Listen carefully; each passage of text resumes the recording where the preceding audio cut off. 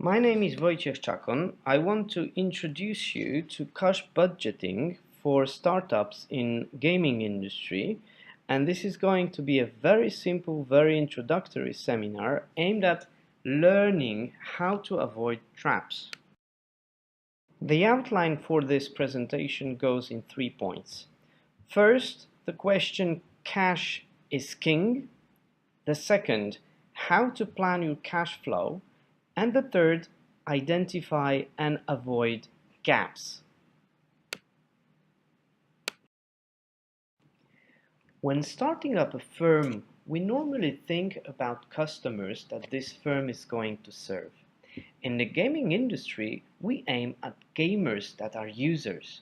The question, however, would be who is going to pay for this use of the game? Furthermore, we need to think about paying our own bills.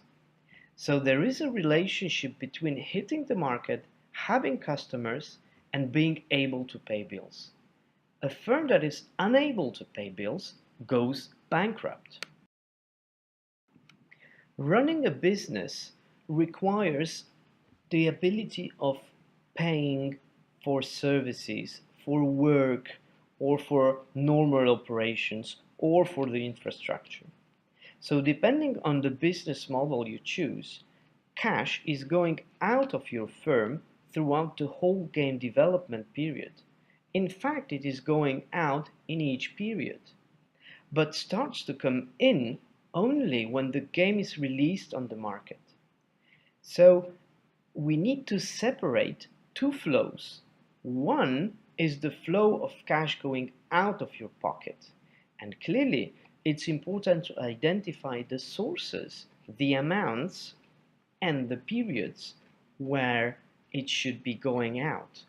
Secondly, in a very similar way, we need to identify the sources, the targeted amounts, and the moments in time when cash should be coming in the business.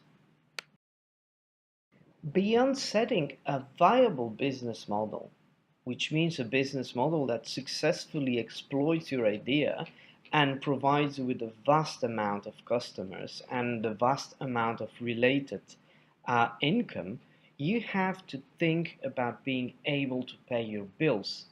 So the key objective, really a baseline objective, is to be able to pay your bills at any moment when required. Well, let's take a very simplified look at how to plan your cash flow.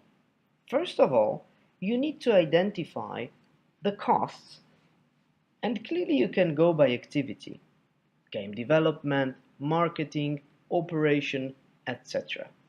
In simple terms, you have to answer a question: what am I doing and what kind of money is necessary to do that? However, it is not enough to estimate amounts. It doesn't mean a lot to say 10,000, 200,000 or €1,000,000. You need to clearly identify when and how much will be needed, preferably by periods, specifically on what day, what week, and what month. The very same logic applies to income that can be identified by source. You can clearly set a target for the sales of copies, for ads, for profit sharing, for in-app sales, etc. Whatever the source of income would you plan, it is not enough to estimate the amounts. Keep also in mind that this activity is very difficult and clearly risky.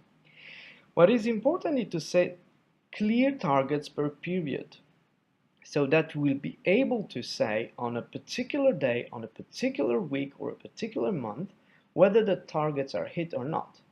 This gives you also the ability to react if the targets are not hit. Once you have identified the costs and incomes per period, you can draw a chart like the one you can see on this slide. The blue bars would represent your income, the money that comes in, and the red bars would represent the money that goes out.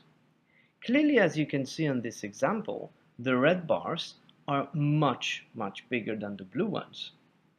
That particularly means that we have a gap that's going to be widened every single month. And eventually, this firm is going to go bankrupt. However good the idea or however brilliant the intellectual property of your firm, however nice the game, if you end up in this situation with widening red gap, you go bankrupt. In very short, gaps means bankruptcy. A gap emerges when more cash goes out than comes in. So we need to identify the period when it appears first and then when it continues. We need to identify the reasons why it appeared. It may be that your project is too expensive, but it may also be that it's too long or not focused on the core product. There may be many reasons, and each of them should be listed. Listing the reasons for your cash gaps is a starting point. The final step would be to cover your gap with cash that may come from funders, co-founders, family, investors, business angels, venture capitalists, banks, etc. But still, it's not just enough to cover gaps. You need to make your business model viable in cash terms.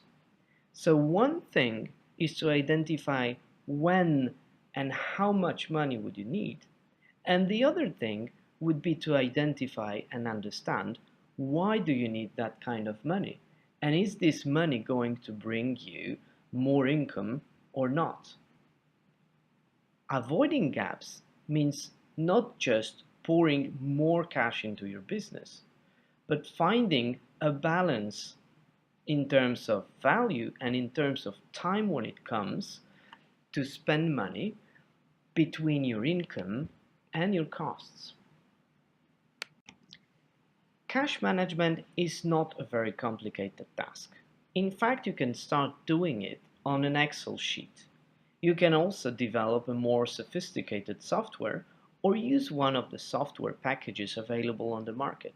But still, you need to understand the underlying logic: time and value, cash in and cash out.